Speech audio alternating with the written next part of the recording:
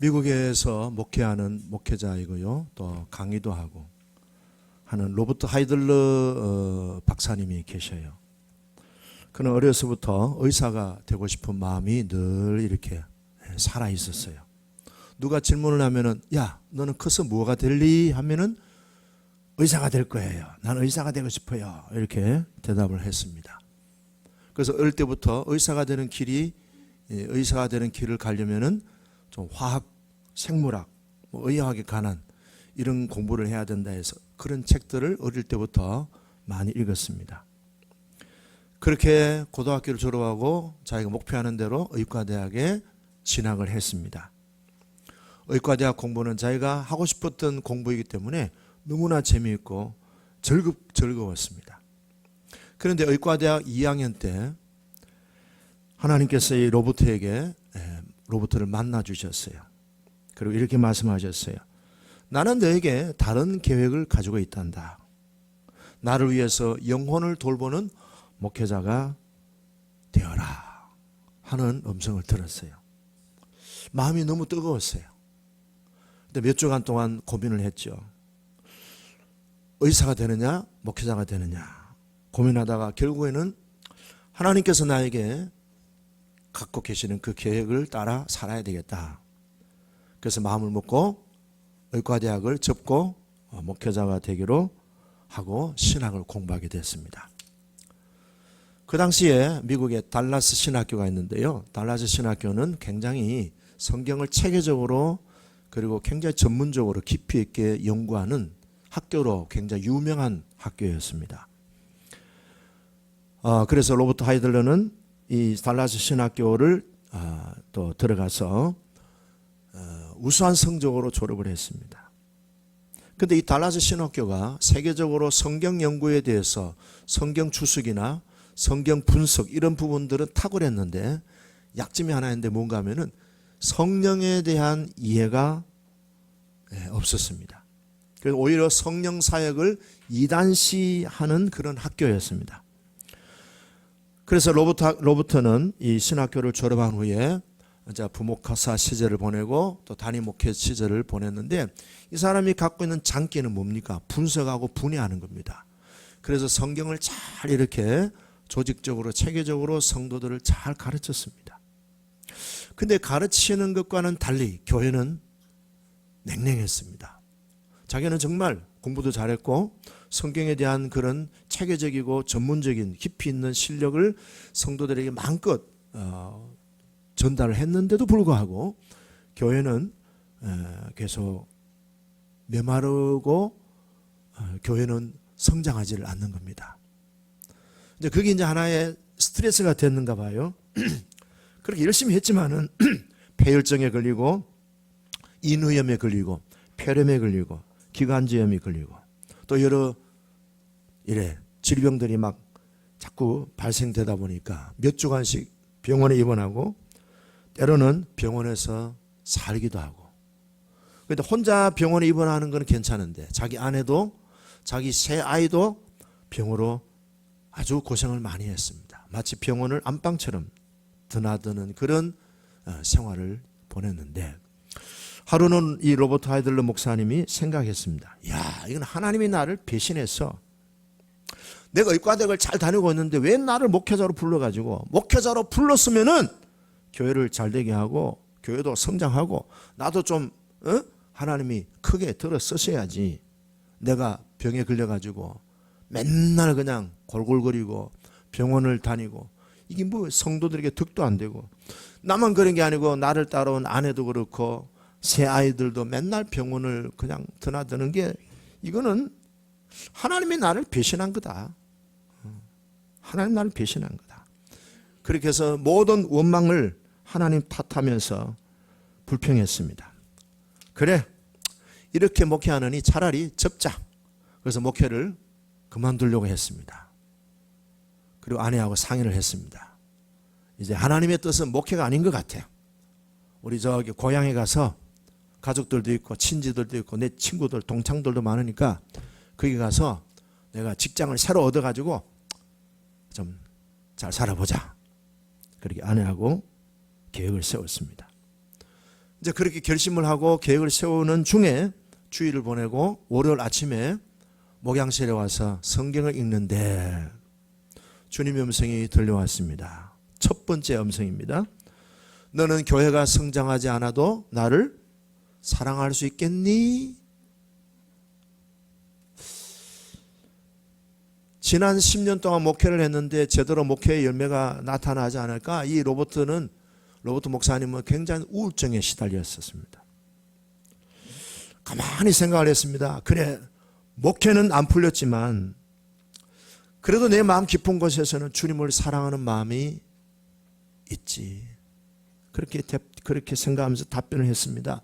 예, 제가 주님, 제가 섬기는 교회가 성장하지 않아도 주님은 사랑합니다. 그랬더니 두 번째 주님이 질문을 하셨습니다. 네가 플로리다도 이사를 가지 않더라도, 이사를 가지 못하더라도 너는 나를 사랑할 수 있겠니? 질문이 또 들려왔습니다. 이번에는 마음이 무거웠습니다. 목회 안 하고 목회를 접고 이제 일반 사람으로 이제 직장 생활을 하려고 하는데 몇 달 동안에 아내하고 플로리다에 가서 직장을 가지고 거기서 친구들, 친지들, 아는 사람들 뭐 만나가지고 마음껏 자기 어떤 사업을 구상하고 새로운 그런 어떤 일을 하려고 만반의 준비를 했습니다. 그리고 잘 될 것이라는 자신감도 있었어요. 그런데 주님이 자신한테 질문하는 것을 보니까 플로리다 가는 것을 내려놔야 된다는 것을 알게 됐습니다. 고민이 됐죠. 어떻게 대답해야 될까? 그래, 주님을 사랑하는데 주님 뜻을 따라야지. 그렇게 해서 로버트 목사님은 두 번째 질문에 대해서 답변했습니다. 예, 플로리다도 이사가지 못할지라도 저는 주님을 사랑합니다. 그랬더니 곧바로 주님의 음성이 들렸습니다. 너는 먼저 나의 나라와 의를 구해라. 보따리 싸고 자기가 성장했던 그곳으로 이사를 가려고 만반의 계획한 것들을 다 짐을 풀었습니다. 그리고 이분이 자기가 잘 아는 친구를 만나가지고 그 친구를 통해서 어느 교회 집회를 참석했는데 거기에서 이 사람이 성령의 불을 받게 된 겁니다. 성령을 체험하게 된 겁니다. 자기는 성령 사역에 대해서 이렇게 늘 단절하고 살았는데 성령의 불을 받게 됐습니다. 성령을 체험하게 됐습니다. 그러다 보니까 성령 목회를 하게 되는 성령 사역의 목회자로 거듭나게 되었습니다. 그것이 이 사람한테는 굉장한 인생의 어떤 전환점이 됐습니다. 성령님을 체험하고 성령님을 만나고 성령님의 은사를 경험하면서 이 사람의 목회는 어떤 사고방식이 완전히 이렇게 방향이 바뀌어졌습니다. 지금은 전 세계를 사역의 무대로 삼고 책도 제가 이번에 책을 한 3권 읽었습니다. 아주 좋은 책들이. 로버트 하이들레 목사의 인생은 완전히 그냥 꺾여져서 바뀌어지게 됐습니다. 어떻게 그렇게 됐을까요? 성령을 체험했던 것입니다. 이 성령을 체험하게 되니까 지성과 어떤 자기의 개인적인 어떤 그런 사고가 아니라 이제는 자기를 의존하는 삶이 아니라 전적으로 성령님을 의지 안 하고 하나님을 의지하는 삶으로 이제 삶의 방향이 바뀌어지게 됐습니다. 저는 이 질문을 여러분들에게도 우리 자신에게도 한번 해볼 수 있기를 바라요. 주님이 우리들에게도 동일하게 질문하신다면 나는 뭐라고 대답할 수 있겠습니까? 첫째, 나는 네가 계획하고 네가 생각하는 것과는 다르게 나는 네가 다른 길을 가기를 원한다. 너의 전공을 바꿀 수 있고 너의 직업을 바꿀 수 있고 너의 직장을 바꿀 수 있겠니? 라고 주님이 우리에게 질문하신다면은, 그리고 주님이 네 자신이 계획하고 있는 일이 계획이 변경될지라도 너는 나를 사랑할 수 있겠니? 라고 질문한다면은 나는 yes 라고 답변할 수 있을까? 두 번째, 네가 생각하는 목표와 네가 하고 싶은 계획이 열리지 않고 그것을 내려놓을지라도 너는 나를 사랑할 수 있겠니? 너는 나의 나라와 의를 먼저 구하는 사람이 되면 어떻겠니? 라고 질문하신다면 우리는 뭐라고 답변할까요? 우리 주님은 아브라함에게 이렇게 말씀하셨죠. 너는 네 독자 이삭을 포기하면서까지 나를 사랑할 수 있겠니? 주님은 모세에게 이렇게 말씀하십니다. 네가 왕의 권세를 이어받을 수 있는데 그 왕의 권세를 포기하고 심지어는 네가 가나안 땅에 가는 것조차도 내려놓으면서 나를 사랑할 수 있겠니? 주님은 예레미야에게 이렇게 말씀하셨습니다. 너는 네 나라 이스라엘 유대민족이 바벨론에게 멸망을 할지라도 너는 변함없이 나를 사랑할 수 있겠니? 나를 따라올 수 있겠니? 우리 주님은 다니엘에게 이렇게 말씀하십니다. 네가 사자굴 속에 던져져 죽을지라도 너는 변함없이 나를 사랑할 수 있겠니? 주님은 오늘 본문에 나오는 세례 요한에게 이렇게 말씀하십니다. 너는 메시아의 신발끈 풀기도 감당치 못하는 비천하면서 광야에서 외치는 소리로 심지어는 네 목이 잘려서 헤로드 왕 앞에서 쟁반에 네 모가지가 들려 죽을지라도 네가 변함없이 나를 사랑할 수 있겠니? 라는 질문에 대해서 이들은 그렇게 이해하면서 자신의 길을 갔습니다. 우리들에게 나에게 주님이 그렇게 질문하신다면 나는 뭐라고 대답할 수 있을까요? 우리는 매일매일 선택의 기로 속에서 살아가고 있습니다. 그렇죠? 오늘도 교회 갈까? 에이, 제낄까? 누가 나한테 돈 1,000만 원 준다는데 오늘 돈 받으러 갈까? 교회로 갈까? 교회 종이 땡땡땡. 예수님 문 앞에 기다리는 것 같고 목사님이 나를 기다리는 것 같은데 갈까? 돈 1,000만 원 추금하러 갈까? 어떠세요?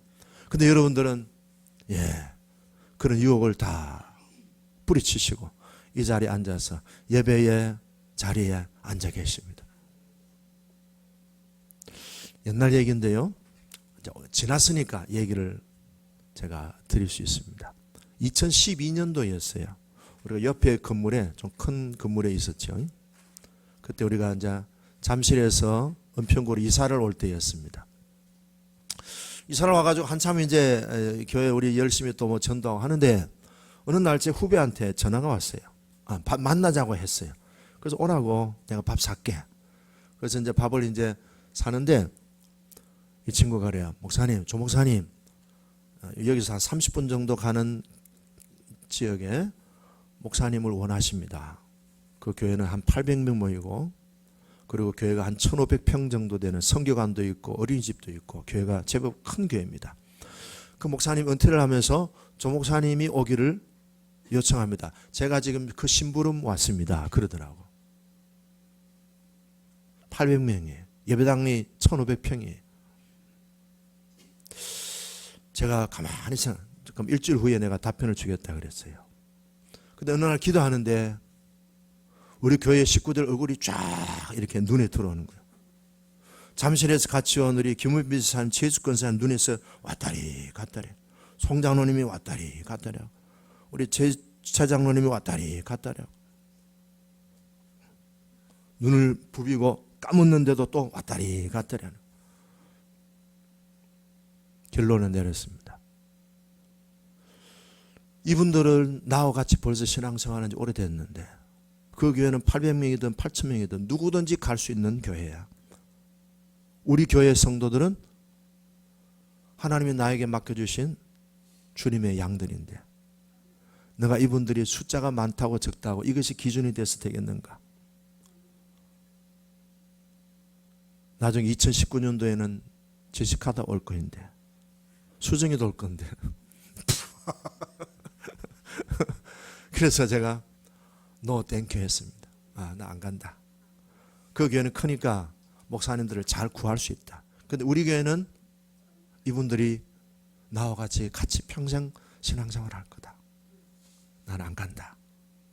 그래서 제가 지금 12년째 지금 여러분들하고 같이 살고 있거든요. 알랑가 모를랑가. 예. 여러분들이 또 저를 사랑해 주셨고 저도 여러분들의 그 사랑에 대해서 끊을 수도 없는 주님의 부르심이라는 게 숫자가 많고 무슨 예배당 사이즈가 크다고 해서 그게 주님의 뜻이 아니라는 거죠.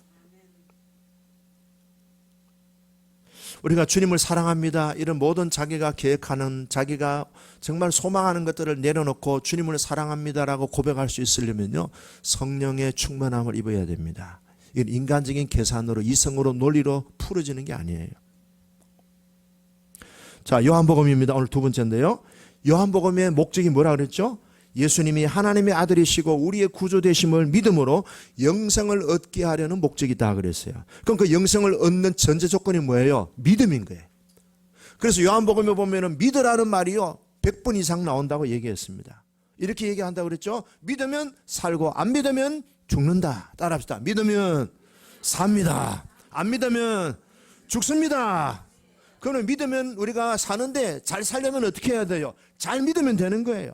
따라합시다. 잘 믿으면 잘 살게 됩니다. 그러니까 우리는 자꾸 잘 살아보려고 애쓰는데 그러지 말고, 성경에서 특별히 요한복음에서 우리에게 강조하는 것은 잘 믿어라.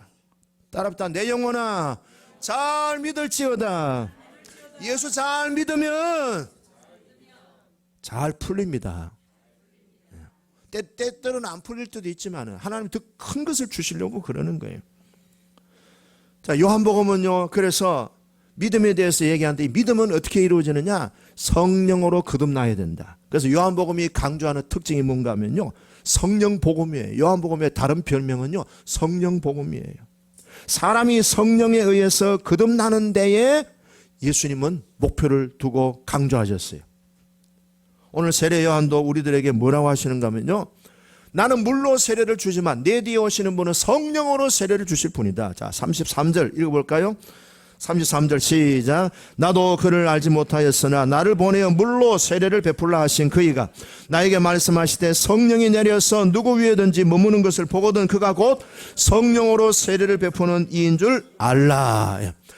사도 세례 요한은 예수님을 보여주는, 예수님을 증거하는, 예수님을 사람들에게 소개하는, 예수님과 사람들의 중매장이로 살았는데, 세례 요한의 목적은 뭐예요? 성령으로 세례 주시는 예수님에게 모든 초점을 그분에게 집중했습니다.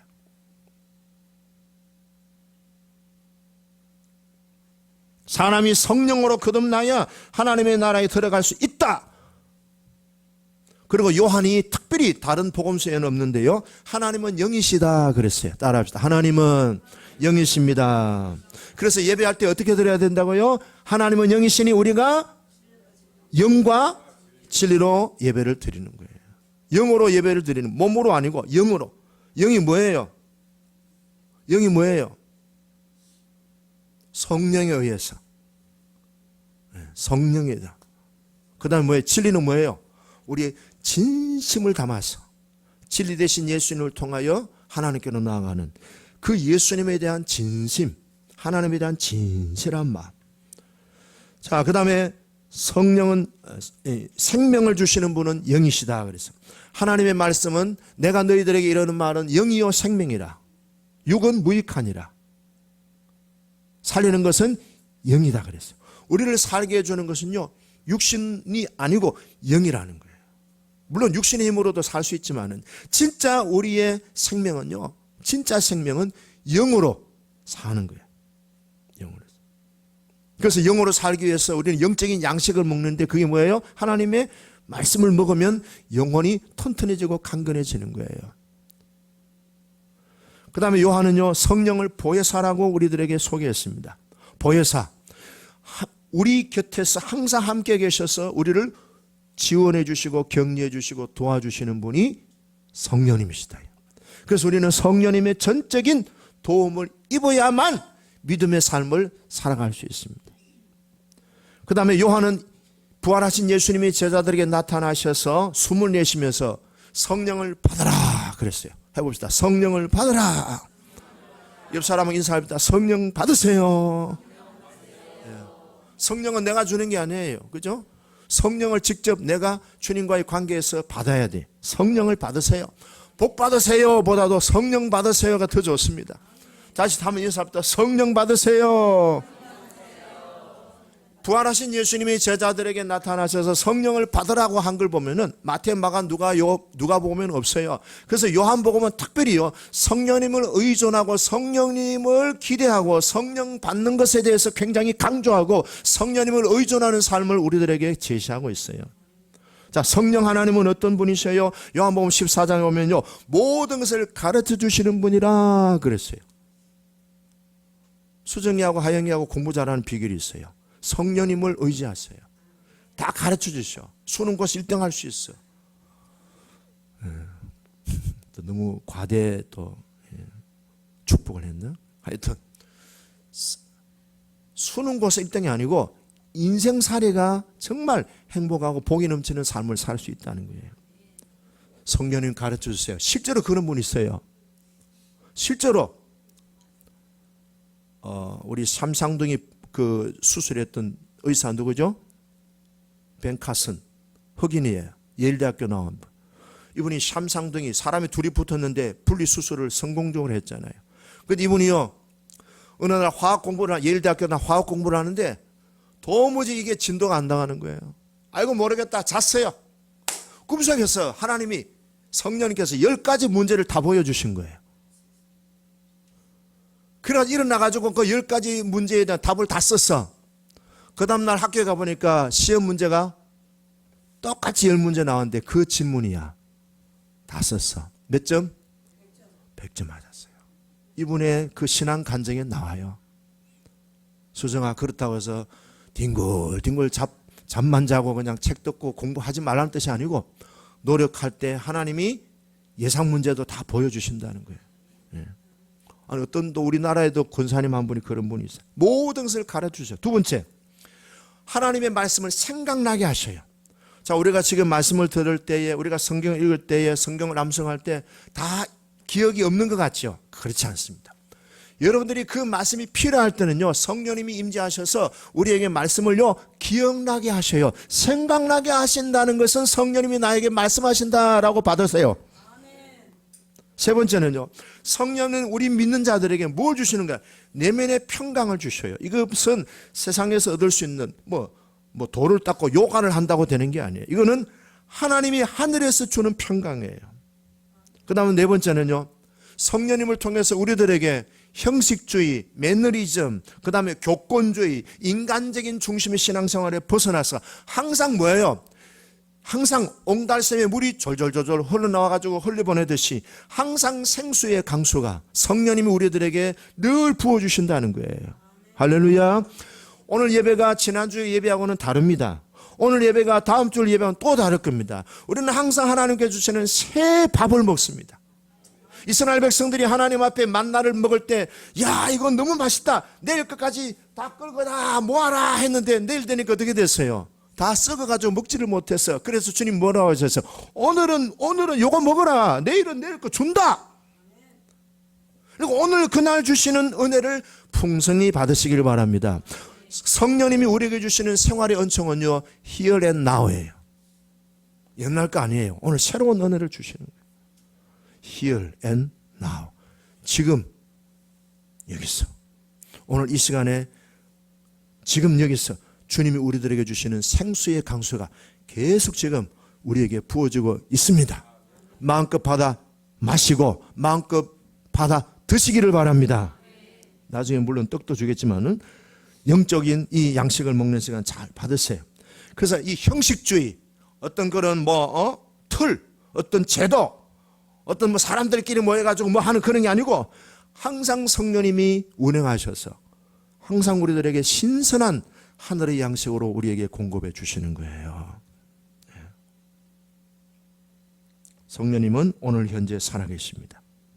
지금도 살아계셔서 나와 함께 하십니다.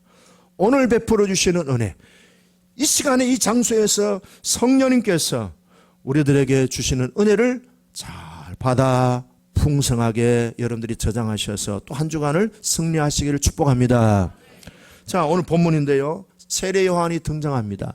세례 요한이 특별히 예수님이 오시는 길을 준비한 사람인데요, 뭘 했는가 하면요, 이렇게 나와 있습니다. 자, 보시죠. 자, 23절 읽겠습니다. 23절. 이르되, 시작. 이르되 나는 선지자 이사야의 말과 같이 주의 길을 곧게 하라고 광야에서 외치는 자의 소리도다. 예, 나는 광야의 소리다. 예. 무슨 뭐 방송국의 아나운스멘트가 아니에요.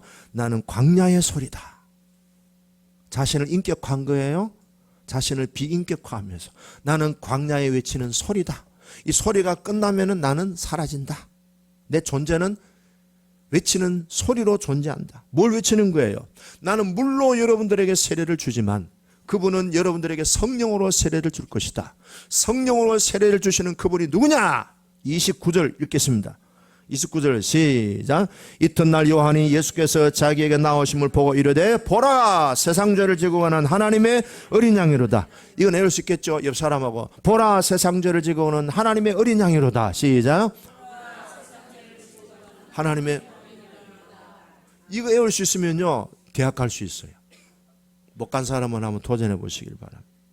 보라 세상 죄를 지고 가는 하나님의 어린 양이로다. 자, 사람들이 세례요한이 세례를 주고 회개케 하고 막 사람들한테 이 독사이 새끼들아 하고 하니까 사람들이 와, 저 사람 대단하다. 바리새인들, 종교 지도자들, 유대교 지도자들이 세례요한 앞에 가면은 막 머리를 숙이고 하니까 와, 저 사람 대단하다. 그래서 사람들이 물었습니다. 당신이 우리가 기다리던 메시아입니까? 세례요한이 뭐라 그랬어요? 아닙니다. 당신이 엘리야입니까? 아닙니다. 당신이 선지자입니까? 아닙니다. 그럼 당신 누군데? 나는 주의 길을 곧게 하라고 광야에서 외치는 소리입니다. 근데 왜 당신이 세례 주느냐? 소리라면서. 그러면서 이 세례요한이 뭘 보여줍니까? 나는 그분이 성령으로 세례 주시는 것을 준비하는 마중물이다. 심부름꾼이다. 당시에요 세례요한이 세례를 줄 때 사람들이요 그 권위에 압도당했습니다. 그래서 어떤 사람들은요 세례요한은 나사렛 예수보다 더 뛰어난 사람이다. 그래서요 세례요한 종파라는 게 생겼어요.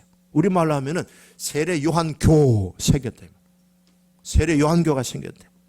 그만큼 세례요한을 추종하고 따르는 사람들이 많았다는 거예요.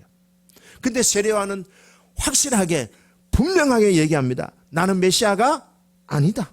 나는 물로 그에게 세례를 주고 그는 세상 죄를 지고 오는 참 메시아 하나님의 어린 양이다. 그렇게 얘기했습니다. 그러면서 뭐라는가? 그는 흥하야 하겠고 나는 쇠하야 하리라. 자, 이 세례요한의 내용을 보면서 마무리합니다.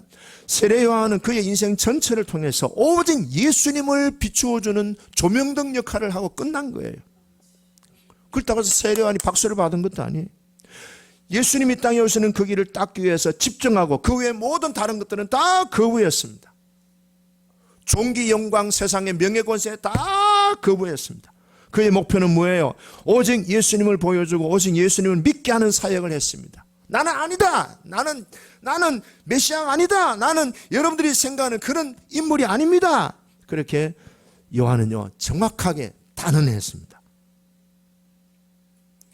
우리 그리스도인들의 삶이 역시 그렇습니다. 철저히 예수 그리스도를 드러내는 삶을 사는 사람들입니다. 그래서 우리도 세례요한처럼요 어디를 가든지 나를 자랑하는 게 아니고 예수님을 소개하십시오. 그리고 주님의 은혜입니다라는 것을 입버릇처럼 습관이 되게 해서 사람들 하여금 주님에게 집중하게 해야 됩니다. 주인공은 내가 아니고 예수 그리스도이십니다. 이를 위해서 성령으로 주시는 그분의 세례를 받으시기를 바랍니다. 근데 우리는 다 이미 세례를 받았어요. 예수를 구주로 믿고 하나님의 자녀된 우리들에게는 예수의 영, 하나님의 영, 성령님이 내주하고 계심을 믿습니다.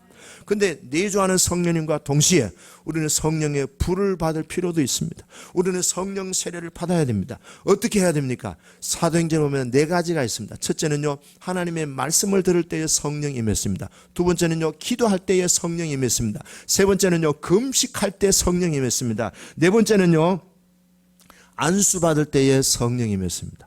오늘 우리 부흥회 때 강사 목사님에게 다 한 번씩 길지는 않지만 짧게 안수 받으시길 바랍니다. 예. 로버트 하이들러 목사님, 교회가 부흥 안 될지라도 너는 나를 사랑할 수 있겠니? Yes. Yes. You know that I love you. 당신이 아시죠? 내가 주님을 사랑합니다. 여러분, 우리가 인간적인 것들이 다 우리들에게 거두어지고 그것들이 이루어지지 않을지라도 가장 우리의 신앙의 근원적인 주님에게 대한 사랑의 고백. 주님, 내 인생은 개똥 같고 주님, 내 인생은 개떡 같지만 그래도 내 마음 깊은 중심에 주님 사랑합니다 라는 고백으로 내 뜻대로 마시고 아버지의 뜻대로 되어지길 원하는 성령의 사람으로 살아가기를 주의 이름으로 축복합니다.